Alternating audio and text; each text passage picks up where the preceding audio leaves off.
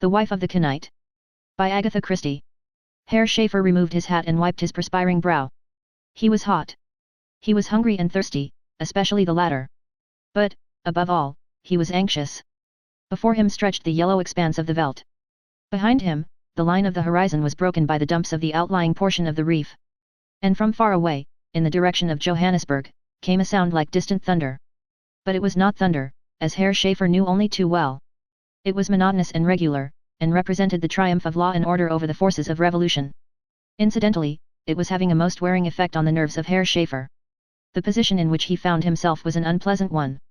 The swift efficient proclamation of martial law, followed by the dramatic arrival of Smuts with the tires of his car shot flat, had had the effect of completely disorganizing the carefully laid plans of Schäfer and his friends, and Schäfer himself had narrowly escaped being laid by the heels. For the moment he was at large, but the present was uncomfortable, and the future too problematical to be pleasant. In good, sound German, Herr Schäfer cursed the country, the climate, the rent, and all workers thereon, and most especially his late employers, the Reds. As a paid agitator, he had done his work with true German efficiency, but his military upbringing, and his years of service with the German army in Belgium, led him to admire the forcefulness of Smuts, and to despise unfeignedly the untrained rabble, devoid of discipline, which had crumbled to pieces at the first real test. "They are scum," said Herr Schäfer, gloomily, moistening his cracked lips. "Swine. No drilling. No order. No discipline. Ragged commandos riding loose about the veldt. Ah! If they had but one Prussian drill sergeant!" Involuntarily his back straightened. For a year he had been endeavoring to cultivate a slouch which, together with a ragged beard, might make his apparent dealing in such innocent vegetable produce as cabbages, cauliflowers, and potatoes less open to doubt. A momentary shiver went down his spine as he reflected that certain papers might even now be in the hands of the military, papers whereon the word cabbage stood opposite dynamite, and potatoes were labeled detonators. The sun was nearing the horizon. Soon the cool of the evening would set in. If he could only reach a friendly farm, there were one or two hereabouts, he knew, he would find shelter for the night, and explicit directions that might set him on the road to freedom on the morrow. Suddenly his eyes narrowed appreciatively upon a point to his extreme left. "Mealies," said Herr Schäfer. "Where there are mealies there is a farm not far off." His reasoning proved correct. A rough track led through the cultivated belt of land. He came first to a cluster of kraals, avoided them dexterously, since he had no wish to be seen if the farm should not prove to be one of those he sought, and skirting a slight rise, came suddenly upon the farm itself. It was the usual low building, with a corrugated roof, and a stoop running round two sides of it. The sun was setting now, a red, angry blur on the horizon, and a woman was standing in the open doorway, looking out into the falling dusk. Herr Schäfer pulled his hat well over his eyes and came up the steps. "Is this by any chance the farm of Mr. Henschel?" he asked. The woman nodded without speaking, staring at him with wide blue eyes. Schäfer drew a deep breath of relief, and looked back at her with a measure of appreciation. He admired the Dutch, wide-bosomed type such as this. A grand creature, with her full breast and her wide hips, not young, nearer 40 than 30, fair hair just touched with grey parted simply in the middle of her wide forehead, something grand and forceful about her, like a patriarch's wife of old.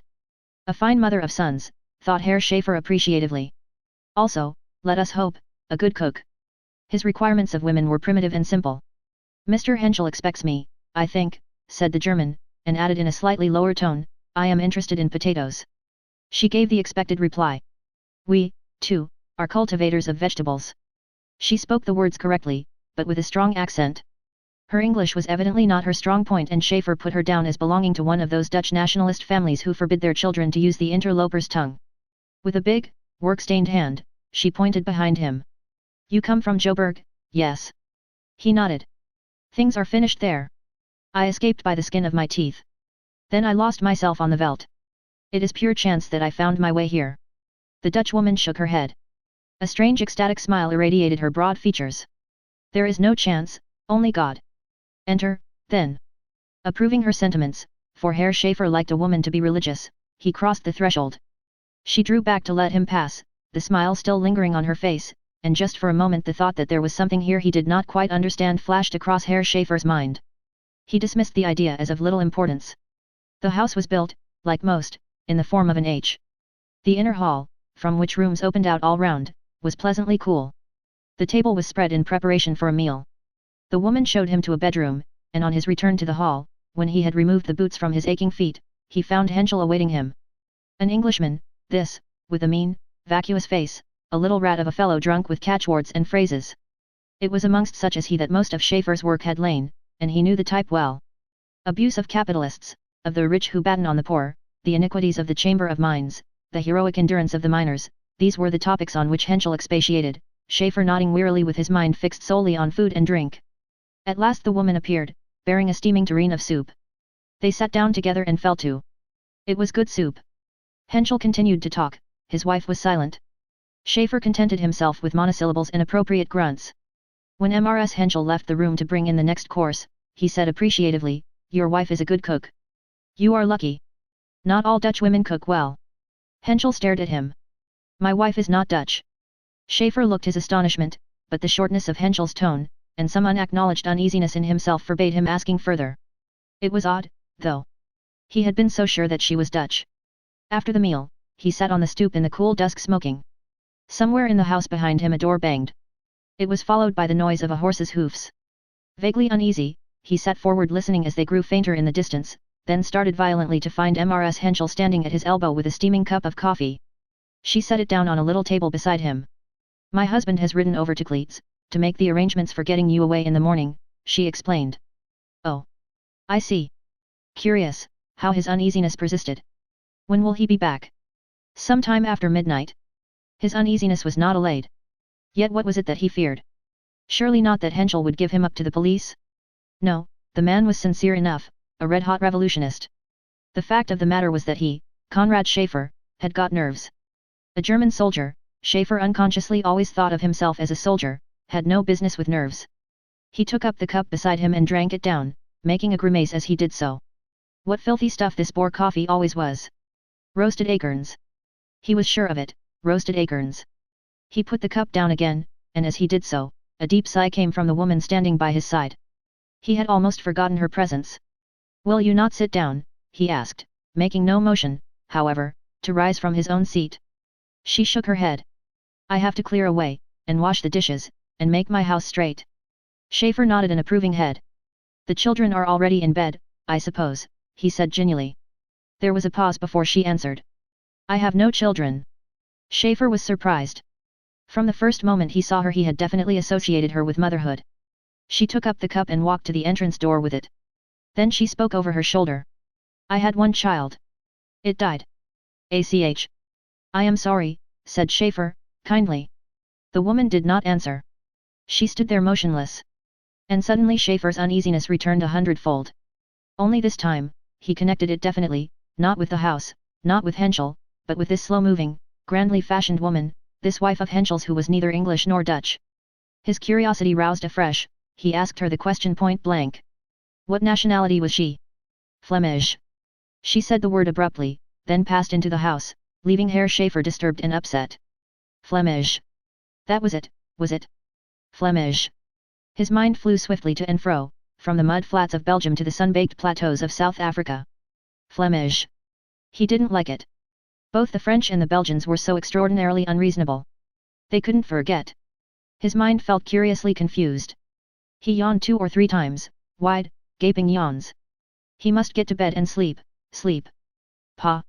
How bitter that coffee had been, he could taste it still. A light sprang up in the house.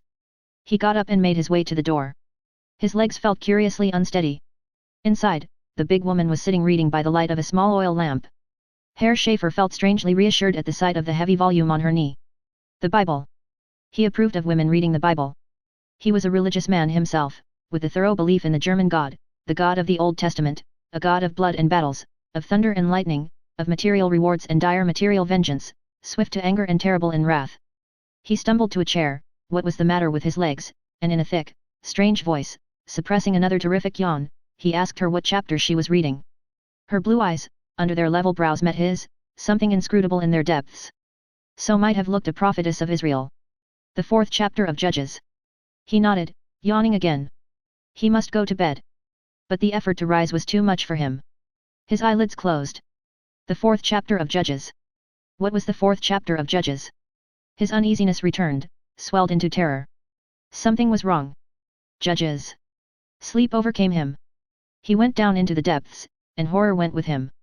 He awoke, dragging himself back to consciousness. Time had passed, much time, he felt certain of it. Where was he? He blinked up at the light, there were pains in his arms and legs. He felt sick. The taste of the coffee was still in his mouth. But what was this? He was lying on the floor, bound hand and foot with strips of towel, and standing over him was the sinister figure of the woman who was not Dutch. His wits came back to him in a flash of sheer desperate fear. He was in danger. Great danger. She marked the growth of consciousness in his eyes, and answered it as though he had actually spoken. Yes, I will tell you now. You remember passing through a place called Vukplot, in Belgium. He recalled the name.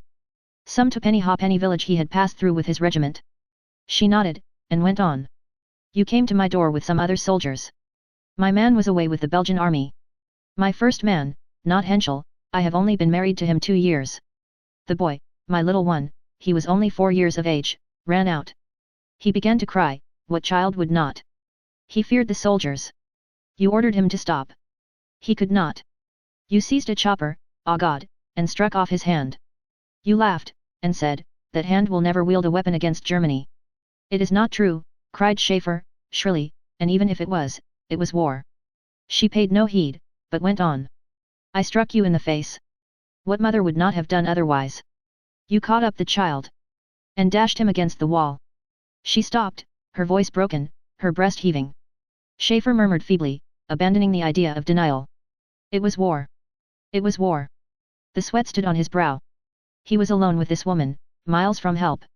I recognized you at once this afternoon in spite of your beard. You did not recognize me. You said it was chance led you here, but I knew it was God. Her bosom heaved, her eyes flashed with a fanatical light. Her God was Schaefer's God, a God of vengeance. She was uplifted by the strange, stern frenzy of a priestess of old. He has delivered you into my hands. Wild words poured from Schaefer, arguments, prayers, appeals for mercy, threats. And all left her untouched. God sent me another sign. When I opened the Bible tonight, I saw what he would have me do. Blessed above women shall Jael, the wife of Heber the Kenite, be. She stooped and took from the floor a hammer and some long, shining nails. A scream burst from Schaefer's throat. He remembered now the 4th chapter of Judges, that dramatic story of black inhospitality. Sisera fleeing from his enemies. A woman standing at the door of a tent. Jael, the wife of Heber the Kenite. And sonorously, in her deep voice with the broad Flemish accent, her eyes shining as the Israelite woman's may have shone in bygone days, she spoke the words of triumph. This is the day in which the Lord hath delivered mine enemy into my hand.